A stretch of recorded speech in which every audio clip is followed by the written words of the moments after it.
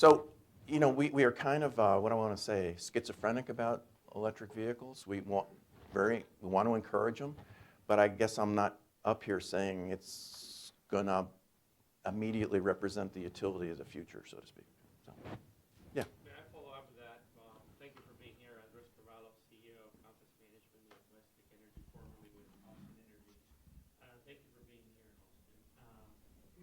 My follow-up would be that there is a potential disruptive, game-changing model, and I would love your candid answer to the crowd. What if the answer of the utility of the future for AEP is actually back to the future, and actually as a utility own all the electric vehicles and all these electric devices and lease them back to customers so that you can assure that they will buy power for you forever? I like the last part. Yeah, you ask a good question. I mean, it's not on the, I'll just be honest with you, it's not on the forefront of our thinking. And in part, we have kind of a, I think you get a sense we have a lot to do. So when I say we stick to our knitting, it doesn't mean that we're shallow or in our thoughts or assessment of technology. We're probably not great at selling cars.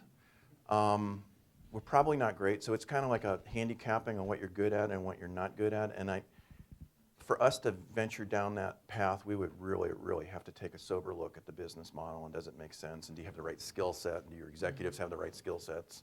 But you concur that one of the key core competencies of the utility is that you can borrow money very inexpensively and deploy as capital assets. I think that the scope and scale that the utilities represent might be one of those factors to, again, when I put out the sort of challenge to say we're not going down without a fight, that might be the case whether you're talking about solar panels, cars, power plants, grid, whatever. Yeah, so I hear it. Bob, Carmine Tillman, Hi, Carmine. Tucson Electric, UNS Electric, another vertically integrated utility, Arizona. Yeah, you went through the battle, right? Or are still going through the battle? And it is, and actually I won't say we're necessarily in the forefront, but we are actually slightly different position in both Texas, California. We do have a high DG penetration, and for the benefit of the rest of the audience, I'll soften it somewhat. It's not so much of a fight for us. I do agree with Bob, utilities, the grid's not necessarily going away. It is, I'm glad to hear you say this because we say it as well. It's an evolution of the utility, and we're, I won't refer to the folks in the north of me, but taking a much more collaborative effort with a lot of the industry, particularly the battery and the storage manufacturer.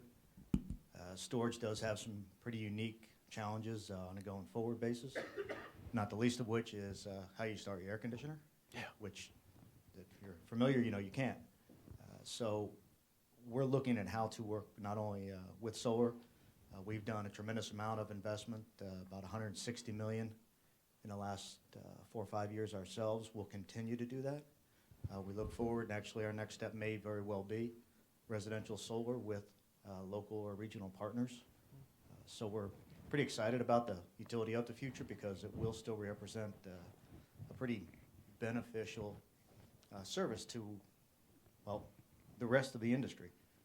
It's the conversation between death spiral or death cliff I heard earlier, which was, and I joked about this a little bit as well. That could quite possibly be the biggest beneficial idea to the anti-solar utility. By all means, get off the grid, because I will introduce you to some of my customers who have done that and are now coming back and asking, how do we get back on? Because they don't want to be in the energy business any more than we want to be in the retail marketing or the mining. So it is much more of a collaborative effort, and I appreciate people like AEP because they're a much larger entity than us. They can do a lot of stuff that we can't, and EEI for its all the good and bad, and EPRI, they do bring a lot to the table. So in the spirit of partnerships, collaborative efforts are much, much more beneficial here. I agree. And Carmine, from a physics standpoint, you're exactly right. Energy should not be confused casually with power.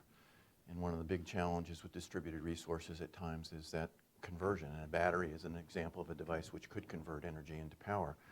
But that nexus needs to exist for all customers to have everything that they want and need. And by the way, AEP's perspective also is not to be hostile or counterproductive. We would much prefer to be in a collaborative, cooperative relationship with providers of any technology or the like. And in general, I can't say we're perfect at that, but we do work pretty hard at trying to be that way. So. First of all, again, thank you for coming, Phil O'Connor. Taking into account your experience handling a lot of the compliance under the Clean Air Act, and then also the fact that you are the paramount utility in terms of having feet in both competitive retail jurisdictions and traditional. I'm assuming you have a point of view about the relative merits of markets versus I'm in Texas.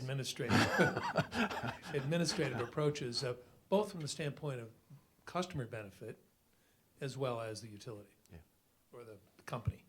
Well, listen, I respect any state's authority and decision-making ability to go whatever way they feel is right for their customers. Texas is certainly, and Commissioner Smitherman is not here, I'd say it if he were here or not, was clearly a leader in helping Texas get to a competitive market. It's worked for Texas so far.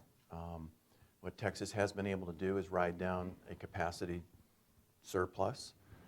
In the course of doing that, the reserve margin in Texas is, I think it is the lowest in any of the 50 United States. The lights are still staying on, so I'm not up here suggesting to you that the sky is falling. But that very issue of where investment is going to come from is something that Texas may ultimately have to address. Right now, Texas addresses it by having energy prices that have a certain cap and enough hours of the day theoretically are going to be flashed to have somebody take a bet and build a power plant. There are other parts of the country that don't agree with that model. And again, my congratulations to Texas for being successful so far. And oh, by the way, pretty good deal that a lot of shale gas was discovered in Texas and the price of natural gas went down. So it's been a good thing. I do business in Texas, so I think Texas is a wise state. I'm also running for office.